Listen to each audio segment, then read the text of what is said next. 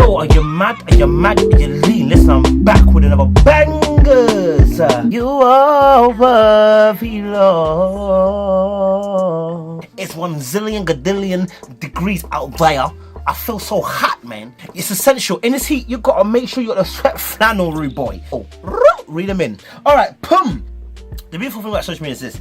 You will meet people who you never ordinarily would go out to meet. You look at them and go, rah, nah, gee, nah, never that. But because of social media, I'm gonna use Twitter as an example because I think I use that the most and I know more about that. With Twitter, there's people out there who you would never ordinarily think, okay, like I would find you attractive, or I'd even chat to you, or I'd even come into your circle, because we're operating in totally different circles. But the fact is, the power of social media is that it allows you now to meet people who you ordinarily wouldn't meet.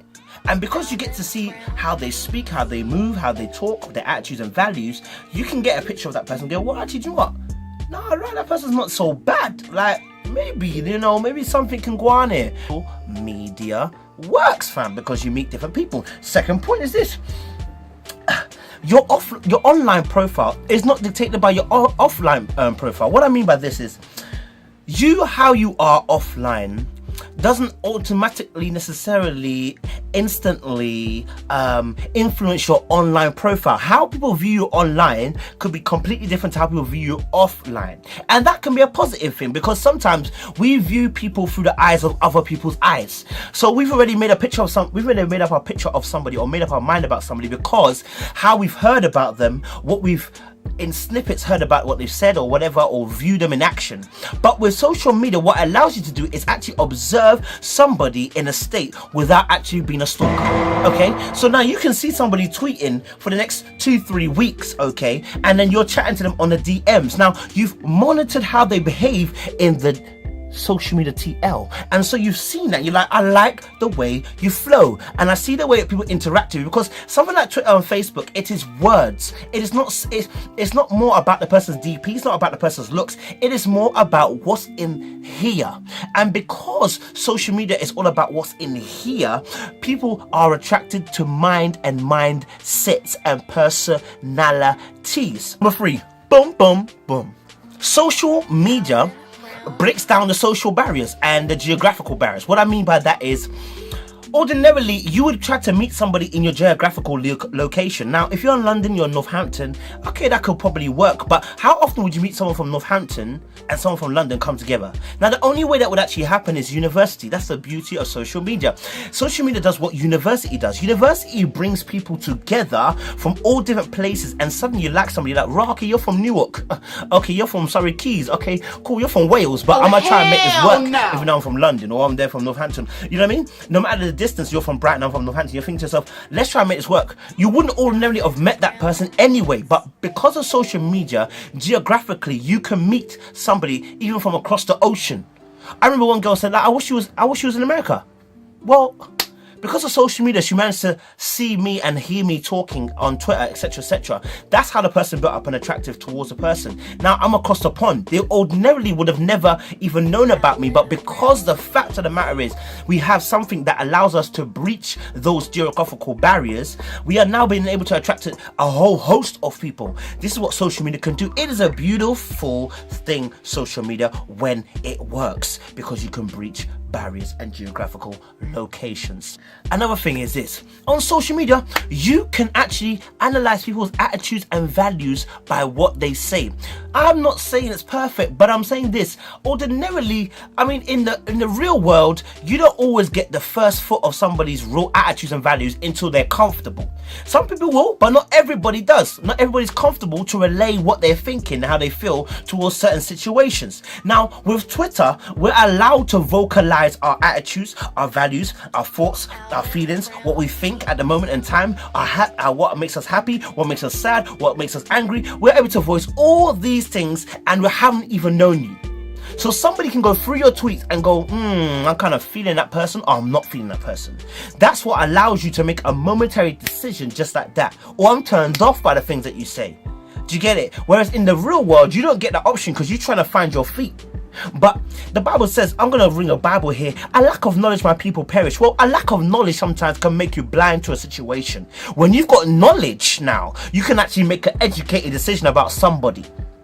I'm not saying all the knowledge on Twitter or on social media is always accurate, but I'm saying you can get a feel about an individual through what they say. Is this so you can use Instagram, you can use Twitter, you can use Facebook, and what that allows you to do, simply put, is it just allows you to be able to view someone's lifestyle. And you know what, some people have different, we all have different lifestyle, and people like different types of lifestyles.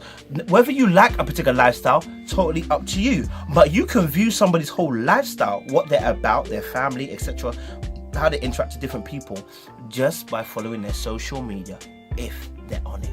So social media allows you to find out someone's lifestyle and see whether you can actually fit into that lifestyle, whether that person will have even time and space for you.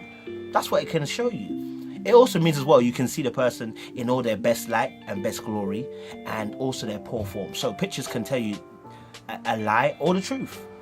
Sometimes pictures don't even do justice to people. Sometimes the photos do too much justice to people. Listen, so number 6. People have been very good.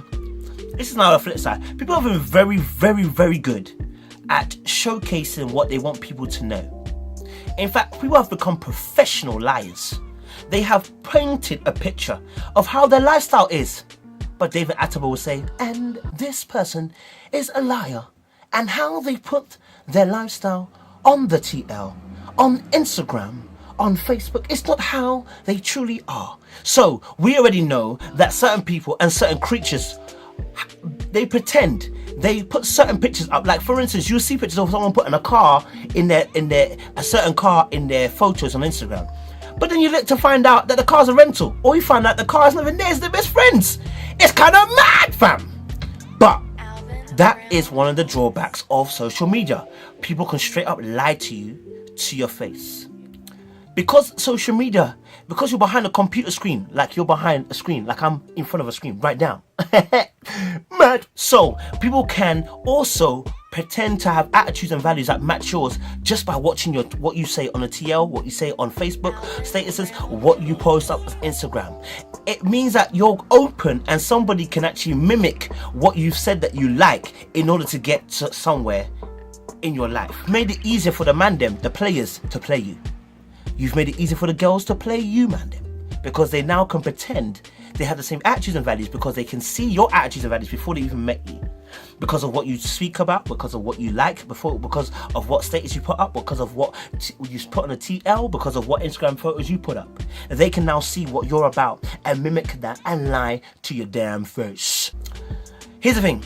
Social media has its own voice, it has its own society, it also has its own rules, it also has its own standards. Now these standards sometimes can be imprinted onto us in the real world. What I mean by that is, those of us who are actually involved in social media inevitably are using our real selves. So what is said on the TL, what is said on Facebook status, what is posted up on Instagram does affect us in the real world in some shape or form. People have become gurus at relationships, and some of these gurus are not qualified. You are not qualified. Some of these people give a relationship advice and standards to how relationships should be.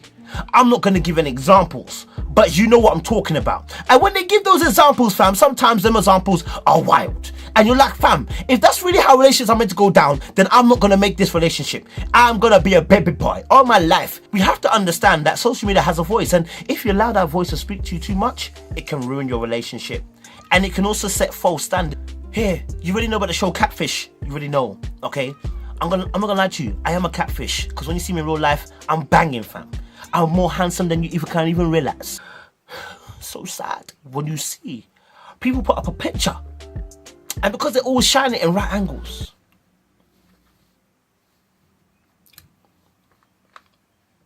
make sure the lighting's crisp and right. Like for instance, I'm really not this light. When you see my face in the realness, my face is actually darker than this. My body probably this light, but my face is dark. And you might feel some way and say, I've been catfished. Yes, I've got a gap in my teeth. Yeah, that's right. Don't let the light shine and deceive you. I got a gap in my teeth. Alright? You're mad? Are you mad? Are you lean? Watch out because the t-shirts are coming out. And listen, guys, follow my other YouTubers called Sweet TV. SCHWEEET. There's 2 T's there. Alright, I'll put the link down below. Make sure you subscribe to that because it's all about food. It's all about enjoyment. It's all about the sweetness of the food in my mouth. You know what I mean? Oh, Phil Crisp. Oh my gosh. Guys, I'm also involved in a thing called Barber's Chair. We are discussing real issues, real man-them issues, right? And we're discussing it as men and battling it out. Okay? So listen, subscribe, like to the Barber's Chair as well. You feel me? You're dizzy, you're dizzy, you're dizzy. You're mad, you're lean. Yeah. Signing out.